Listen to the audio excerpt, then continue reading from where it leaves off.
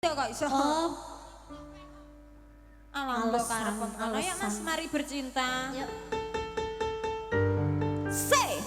Oh, ya mari bercinta. Say. Masih sing nyanyi gala-gala iku mang mesti ketara ya, Ro. Nek saben nyanyi mesti urunan. Ketara sing nyanyi gentenan dioper kanca-kancane kok ora dadi wong siji kok. Mas saya ketahui urunan Mas. Urunan, nyanyine urunan. Ya, Sing aku sakake sak lagu sing nyanyi wong papat tok gentenan iki mau Wes kok. sing main kok wong siji tok. Lembur, kulino iki nek nyanyi urunan iki ketara ben irit. Sing nyanyi wong akeh ngono sing nyanyi akeh Mas. Ya aku dhewe ngono Mas, nyanyi wong papat kok Mas. Iya. Duh kok dadi teko iki Ro. Mari bercinta Iya ya. Mei, bercinta Mei karo sembrul musik. Mari bercinta terus tali kotang Mas Ari. Ana permintaan lagi cantik loh. Saya enggak Mas? Emang lagi manja, lagi pengen dimanja, pengen berduaan dengan dirimu itu. Aneh-aneh lagunya timbang monitor. Aneh-aneh jalukane sumpah. Iku mesti bocil-bocil sing njaluk monitor iku. Kondisi lagi gacor gitu. Ngene ya? Ngene ya? Yuk Mas, mari bercinta.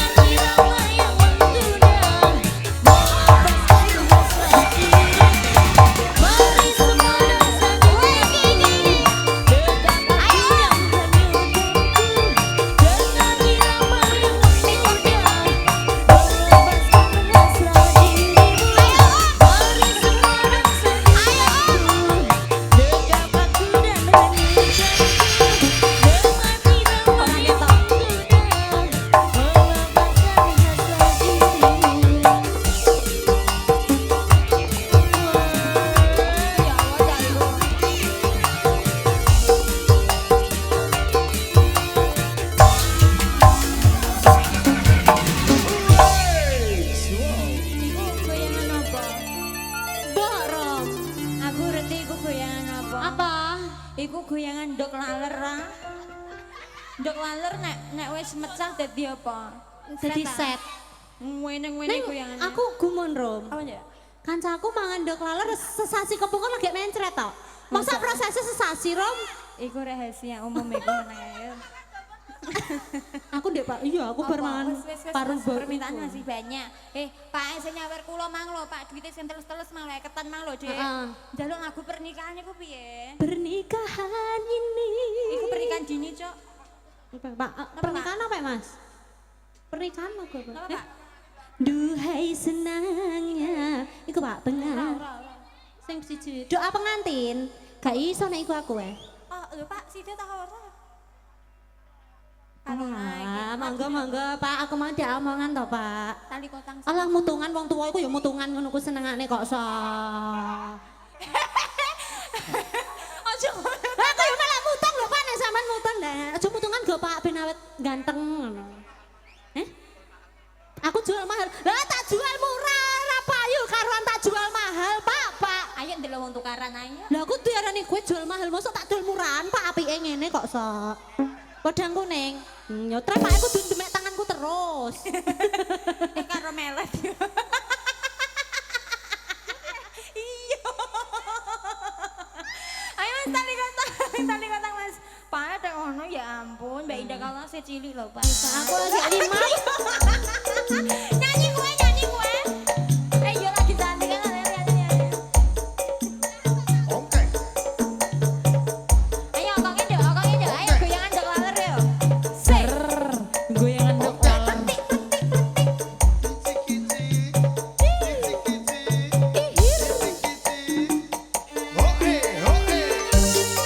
Kiri tak mundur tak mundur dok laler.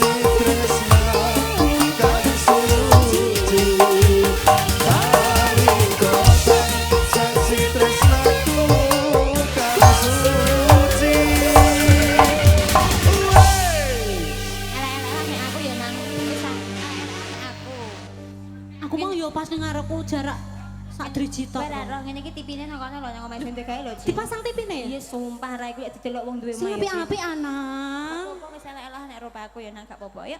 Gene iki mau cangkok lampu. Ben iku. Kok ora grimes teh? Lho Pak, sampean iku ya lesu Pak nyawer. Lesu ra. Ya, sampean pol mburi tak do kok pol mburi ae maem sik Nggih, maem riyen jenengan, Pak. Disegetaken, mimike ampun lali mungkin nek seretin malah cekikin Nggih, nyuwun mimik, Pak. Mas, lagi cantik. Sumpah Aku ya kudu guyu kok lagu iki kok jalukan ya. lagi cantik apa nang wis gulu pedot pedang kuning ya? Gulu pedat padang kondang. Mas, keteng ya Mas, wis Timbang dicambang. tar monitor ketua, anggota mau lapor ketua. Kondisi lagi gacor ketua. Timbang iku Mas, jalukane. Ya, Soba abu. ya. Spesial buat Iqbal. Lho sampean kok ngantuk ya kebangetan sampean aku wong jingkrak-jingkrak kok sampean ngantuk. Ya Allah, ya Allah. Melu kene lho Bu ben gak ngantuk, Bu. Nah, Bu. Ya monggo.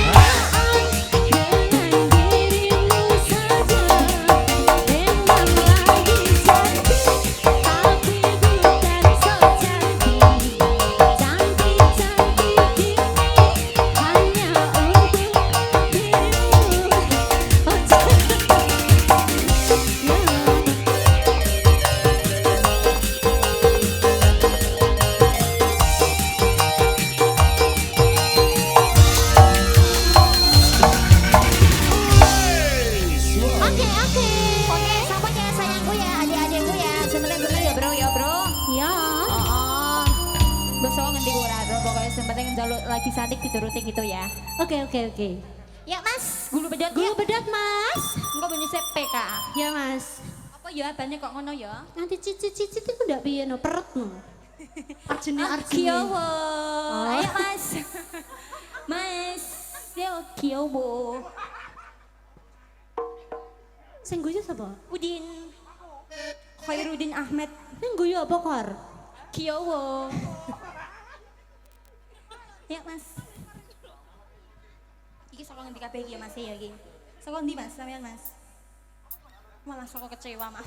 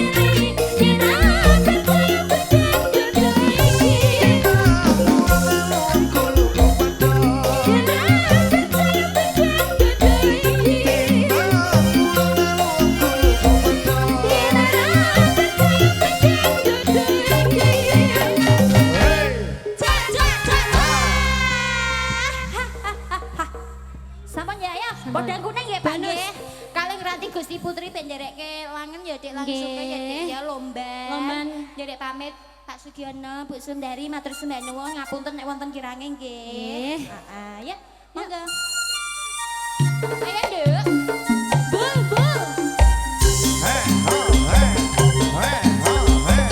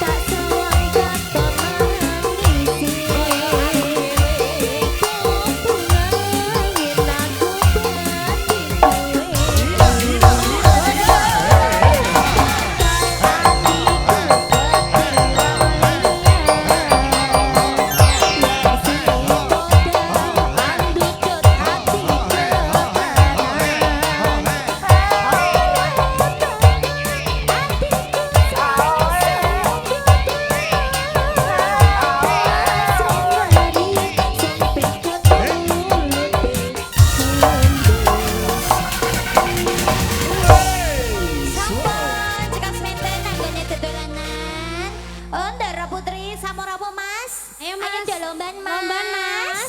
Numpak perahu, Mas. Dang, dang, dang, ding, dang, ding, dang. Hai. Ayo mendayung-dayung no, sing tangane dawa lho ya. Heh. Maling. Hae. Hae.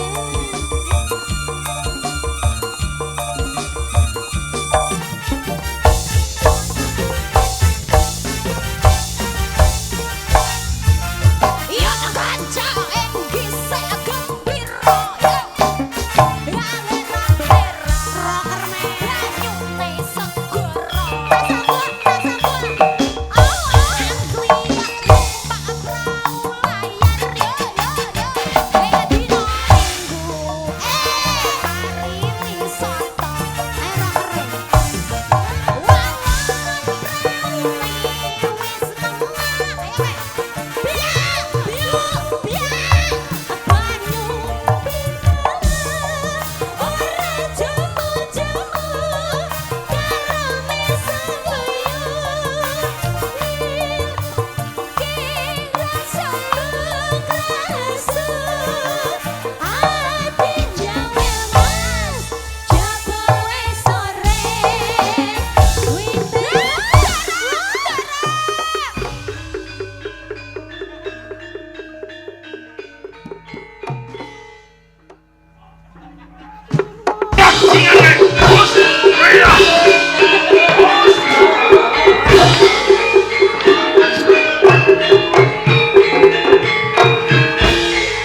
Wani cedak lan kusmaning ayu Siti Rohana. Mesti kowe peranganing bajak laut sing bakal jarah layak. Kemangane kusmaning ayu Siti Rohana. Sopo kang raja? Kula satu. Nggih, mesti aku tumindak nista arep jarah rayak gemah-gemaning kusmaning ayu Siti Rohana. Yo apa? Boten, Hei, kula niki wau namung tetulung. kowe selak. Iya, ingat. Pancen wis lah. Sati. Bakal tak jalukke pengayoman. Ana ing kajan iki. Ampun, Ape paski. Bukti usmane ayo tindake. Ayo.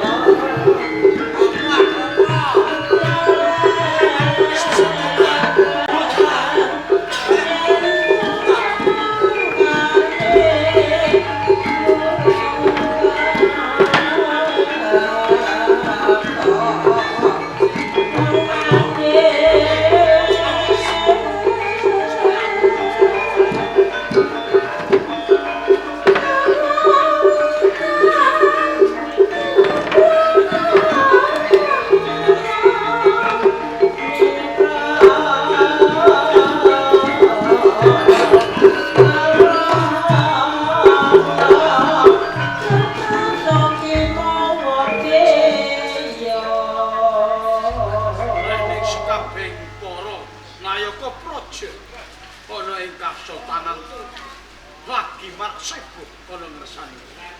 Kula sangka kepenak nombor.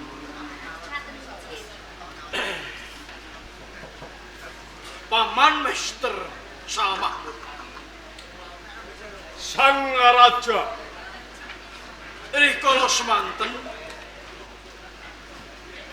kula utusan kalian panjenengan supados nyekolahaken putra kula Pangeran Saladin kados Kepareng matur Sang Raja Abdul Aziz ngenani mateng ingkang putra sakmenika sampun kelampahan ngangsu kawruh wonten bangku pawulangan ngenani pawulangan ingkang kono menika Kapten Lasaro mila saking menika sedaya kula pasrahaken dhateng Kapten Lasaro. Sakmenika sekolah wonten Ngerum Sitari. Malah kaporo Kapten Lasaro kula utus pinangka dados penderek ingkang putra jagi dhateng kawilujenganipun Kanjeng Pangeran Salabi.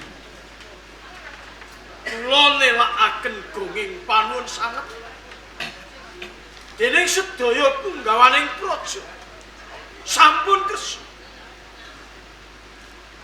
nyekolahaken dhumateng anak kula nggih putra kula si Saladin jalaran apa benjang sak surutipun kula nyepeng pusarane ngadil wonten ing Kasultanan Turki boten wonten sanes kejawi namung putra Saladin kedah dipun pinteraken langkung ngaten nggih Sang Raja Abdul Aziz. Kula ingkang sowan Sang Baginda Raja. Ayo, kene.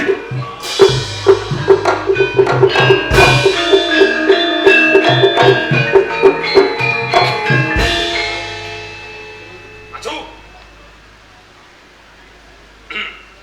Jenderal Muhammad Sang Baginda Raja. Tekamu kaporo. Nuwun nom-noman kae sapa? Pangapuntenipun ingkang kathah Sang Baginda Raja. Nalikaning Sang Baginda Raja dawuh dhateng kula, keng parikedah nderekaken dhateng kusumaning ayu Siti Rohana. Iya. Lelomban wontening Samudra Hitam. Menika sampun kula estoaken Sang Baginda Raja. Sak banjure kepiye? Nanging boten mangertosi sangkan paraning dumadi wonten kedadosan ingkang aneh-aneh. Ana kedadian sing aneh-aneh. Nggih. Banjur kedadian apa, Kak? Titianipun kusumaning ayu Siti Rohana. Iya. Menika kagapyuk dening ombak ingkang ageng. Satemah oleh baita kala wau. Nanging nalika semanten wonten kanoman nggih nami sabdi kula kinten pawongan ingkang nami sabdi menika peranganipun bajak laut ingkang badhe jarah raya gemah-gemanipun kusumaning ayu Siti Rohana. Satemah kula mangertosi lajeng kula inggaken wontening pendapi kerajaan Turki Sang Baginda Raja. Nek ngono nom-noman kang aran Sadi kae bakal jarah rayah penganggone marang kadangku Siti. Menika leres Sang Baginda Raja. Luput munggo ing Kasultanan Turki. Sesuk-esuk tabuh Sadi pidana panca.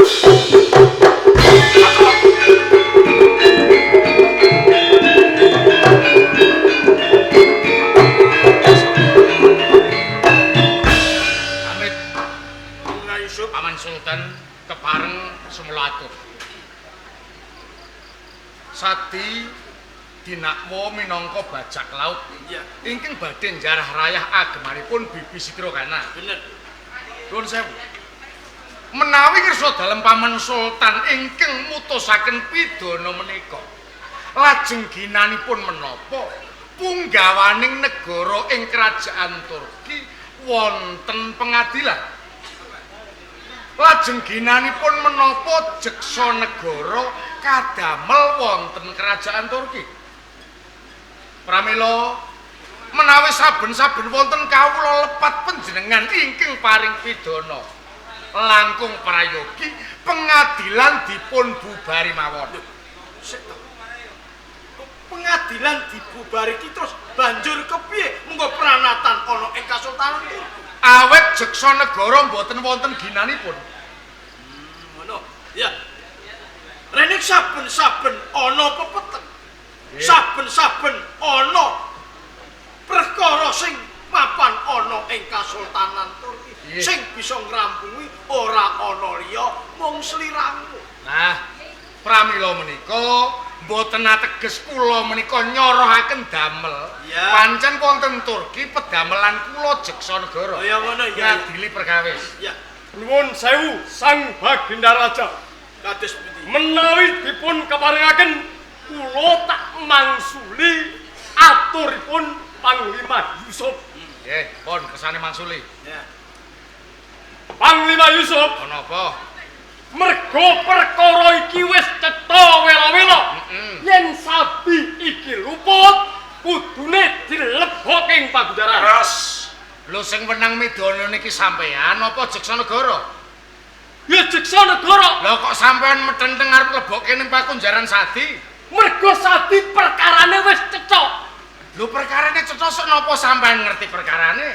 Yo ngerti, sabi jarah raya.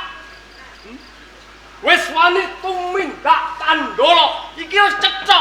Lah nek ngoten Jeksa Negara tanpa guna digawe ning Turki niki dibubari mawon. Loh, aja kok kaya ngono. Lah sampean iki pangkate napa? Pangkatku pakah. Lah pakah kok arep ngadili perkara. Lho sampean tak pecat ta iso mergo kula Jeksa. Mergo dheweke wis jangkep perkarane. Sampean luput wani bantah karo Jeksa Negara, tak pecat ora dadi pakah. Nek aku dipecat piye, Jenderal? boten saged. Ora iso. Salahe napa? Ora duwe salah kok dipecat. Sampean nang rumangsani salah. Yo ora. Salahe ngalang-alangi Jeksa arep ngadili perkara. Oh ngeten mawon. Kersanipun dipun adili rangkung rumiyin. Ngono. Nggih. Pun isih kepengin bantah. Saiki pasrah Abdirono. Mergo kowe Jeksa Negara. Angger gelem manut penak-penak. Dong sampean iki pangkate pakah kok kepengin ngadili perkara. Terus jeksane arep dikon nyambut gawe apa? Kula tak takok. Ora gampang perkara diunggahke nyang Pradata, banjur terus diadili. Iki mboten gampang. Sebabe pengadilan iso ngadili niku nek syarat-syaratane jangkep. Siji ana pandakwa, loro ana kadakwa, telu ana bukti, papat ana seksi. Saniki kula tak takon. Nggih. Napa patang perkara niki wis cukup? Wis cukup. Nah, saniki ana pandakwa, sing ndakwa sapa? Kula. Kok amat. Nggih. Sing didakwa Sadi. buktine Bibi Siti Rohana. Usmane ngayu Siti Rohana. Banjur seksine sapa? Seksine sinten? Perkara iki benteng kampung sapi bener hukum. Sekseni kowe dhewe. Aku dhewe. Kula ki ambak. Seksine kula ki ambak. Seksine Jenderal Muhammad. Nggih. Ah, nggih. Sampeyan iki pakah. Wong nomor loro ana Turki, kula tak takok. Wong dakwa ngrangkep dadi seksi niki sah napa mboten? Sah apa ora? Sah. Sah. Mergo Jenderal Muhammad Ya. kuwi wonge jujur. Nggih. Sah. Ora tau ngapusi kok. Saniki ngeten, mergo sampean sowan mriki niki dhisik kula. Kula ya ajeng njaluk pengadilan, dadi sampean enteni dhisik. Sareng to. Kula tak njaluk pengadilan riyen. Nggih, nggih. Paman Sultan, Pangeran Yusuf kepareng kula ajeng nyuwun pengadilan. sing kudu diadili terus apa? Wonten kapengeranan. Niki titian kula ilang. Hilang ya. Sing nyolong Saul Mahmud. Mula kanthi niku kula nyuwun Saul Mahmud dipun pidana. Urup karo kaluputane. Jenengane Sup. nyolong jarane. Kowe iki aja abuk-abuk. Lho kok abu-abu? Aku kok arani nyolong titianmu. Dek kapan? Sopo seksine? Kok kowe wani ngunggahke ning hukum ning meja ijo? Iki lho seksine. Mongko pranatane negara, pranatan hukum. Kuwi ana papat syarate. Wis ora usah dibalin papat. Iki seksine kudune piye? Seksi ngrangkep Pandhawa kuwi ora sah. Lah, dak ngono dadi ora bertele-tele. Ya. Lho sampean kok ora lunyu ilate. Jare wong dakwa ngrangkep dadi seksi sah. Lah aku ndakwa sampeyan seksi tak rangkep dhewe. Lho kok ora sah iki kepiye? Nyuwun sewu Pangeran Lho Yusuf. kok mencel-mencele. Sah kemawon mboten napa-napa. nak disahke Nggih. mlebu hukuman. Kersanipun mlebu hukuman. Jenderal Muhammad apa? Kowe bela aku apa bela Yusuf? Nggih bela sing bener kersanipun Sadi diupun pidana. Yen aku dihukum perkara nyolong titian. Nggih. Lho kok setun temen aku pakai bayar aku pirang-pirang miliar kok terima dakwa nyolong titian. Bayaran wis entek kok mlete sampean. Lah nek ana ndakwa ngrangkep dadi seksi ora sah, Sadi ya durung bisa dipidana. Mergo sing ndakwa Jenderal Muhammad, seksine Jenderal Muhammad dhewe. Monggo seksi kuwi kudu ana syarate. Siji mripat weruh, ngerti kedadean. Loro kudu wong waras, telu bisa caturan. Lah nek Jenderal Muhammad ndakwa tanpa weruh mripate dhewe iki ya ora sah. Mula kanthi kuwi ing kene pengadilan bisa ngadili kudune bukti ditekakake. Ngoten. Nggih. Pramila Pak Sultan, kula nyuwun ingkang dados bukti menika Bibi Siti Rokana kersa Bibi Rokana dipun rawuhaken wonten ing pendhapa. Kaya ngono. Ya, Ji. Kula tumapak ing Taman Sari.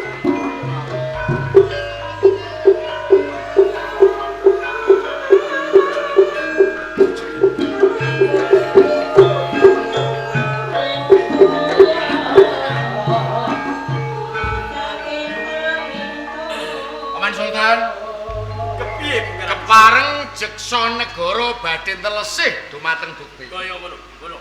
Bibi Siti Rokana, Panglima Yusuf, nuwun pangapunten. Nalika panjenengan lelomban wonten Samudra Hitam, wonten kedadosan menapa? Rikala aku lelomban ana ing Samudra Hitam. Ning kono aku kasempyok ing ombak. Nggih. Kaseret ombak. Nanging tujuh rayune ana salah sawijining pawongan kang paring sambiyantu kalawan aku kang aran Sadi. Nalika panjenengan lelomban kasempyok ombak baita meh kerem, wonten tiyang ingkang nami Sadi nyelametaken dhateng panjenengan. Bener, Panglima. Sadi menika bajak laut, Bibi. Ora. Ageman panjenengan boten wonten ing kacicer. Babar pisan ora ana sing ilang, bareng tak taliti isi jangkep kabeh. Saestu Bener. menangaken Sadi boten bajak laut. Ora. Sadi boten rampok. Ora. Malah kapara nyelametaken dhateng yuswa panjenengan. Kapara jiwa penolong kanggone aku, Panglima Nggih, Yusuf. matur nuwun. Mumpun cetha perkarane. Muhammad, Nggih, kula. nalika Bibi Siti Rokana lelomban ana Samudra Hitam, sapa sing dipercaya nderekake? Kula. Sing kleru dudu Sadi nanging kowe. Kok saged?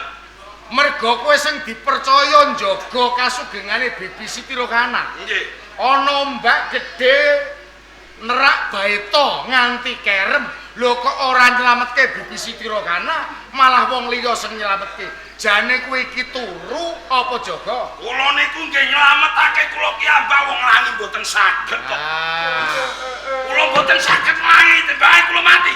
Ngono ora latihan sik. Latihan yang putih kok. Lah ngono kok ndakwa marang wong liya. Rahayune ana Sadi. Upama ora ana Sadi, Bibi Siti Rokana wis kerem ing samudra. Paman Sultan, Yusuf piye? sakmenika sampun cetha perkarane. Bilih Sadi menika mboten bajak laut, mboten rampok, kapara ingkang tetulung dhateng Bibi Siti Rokana. Pramila sak mangke panguwas kula wangsulaken dhateng sapa panjenengan. Diajeng Siti Rokana. Dawuh Kang Mas Raji. Kabeh iku mau perkarane wis cetha lan gampang. Ning sliramu keputangan budi kelawan Sadi. Mula sangka kuwi ganjaran apa sing kok paringake kelawan Sadi tak borongake marang jenis. Terus ngaten. Iya. Matur nuwun sanget Kang Mas. Mawi pangaos dalem yen pasrah dumateng kula. Iya, iya. Rikene Sadi menika sampun tetulung dumateng kula. Kula rumaos napa tangan budi. Mila ing mriki kula bakal paring begono. Boten wujud bondo donya Kang Mas, nanging kula mutusake wiwit dinten sakmenika Sadi kula angkat pinangka penderek pribadi kula.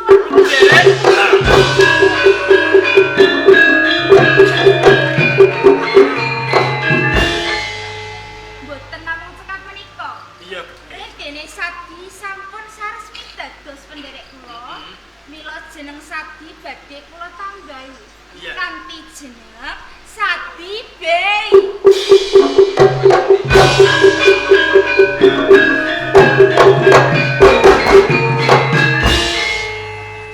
Kadung lambang utawi pertanda yen to Sadi sampun kula angkat pinangka penderek utawi ajudan pribadi kula. Iya.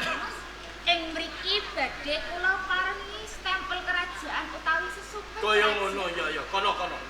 Dipun keparengaken Kang. Iya. Sadi. Kaporo rene cedhak kalawan aku Sadi. Boten. Kula mriki mawon. Ora apa-apa, aku sing perintah. Waduh kula lho. Sadi. Ora usah maju. Rada maju. Dene rasa Rene Sadi. Ora apa-apa. Rada maju kene. Yen kowe wedi aku sing bakal marani kalawan. Lho, aja sawangan. nggih. Wah, sawangan. Boten. Rene Sadi. Mangke kualat. Kula iki nggih wedi. Ha! Jenderal Muhammad. Nggih, kula. Trep sawetara. Nggih. Wis aja ndredeg Sadi. Kula niki nggih wedi. Ora usah wedi. Boten nggih. Saiki stempel kerajaan utawa sesupe kerajaan kapan ana Sadi? Boten. Nggih, pun Kang Mas Raja. diajeng kepiye? Stempel kerajaan sampun dipun tampi. Teges sampun wonten karampungan. Iya. Lalu dipun keparengake kula badhe maju ing Taman Sari sarengan kalian. Oh, kaya ngono. Kono diajeng Siti Rukana. Kono. Iya. Satu. Rentene wis dadi ajudan pribadi. Kula sakniki aku pengen tok bapak kok gendong satu. Langkungan durane. Bapak sing perintah. Kenapa nggih? Monggo. Ora usah disawang.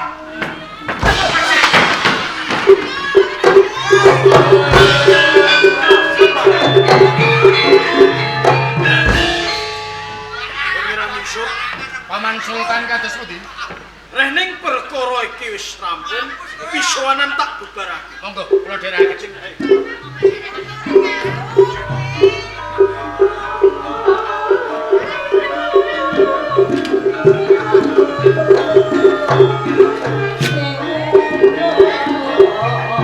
Sampean jaluk mati saiki apa njaluk mati kowe esuk? Jenderal, Ngomong jae kowe. perkaraku apa karep kok pateni? Sampean iki cetha rasa bela karo aku. Lah aku perang catur karo Pangeran Yusuf sampean ora iso ngelani kula. Lho tak belani nganti petentengan kaya kodhok ditaleni. Ning aku isih kalah.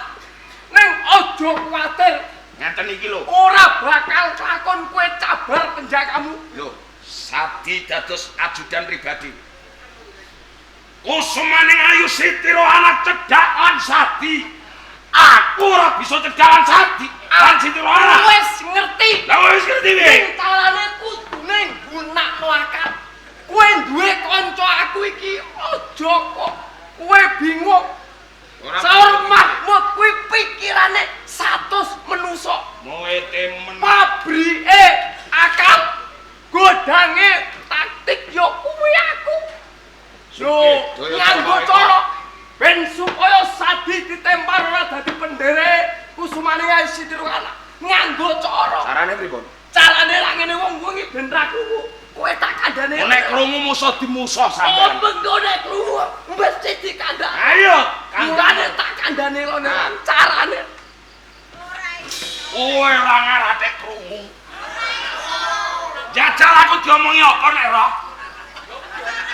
Lho wong aku ora diomongi blas kok. Kuping Sampean iki mau ngomong apa? ngomong ngelone kandhane meneh carane.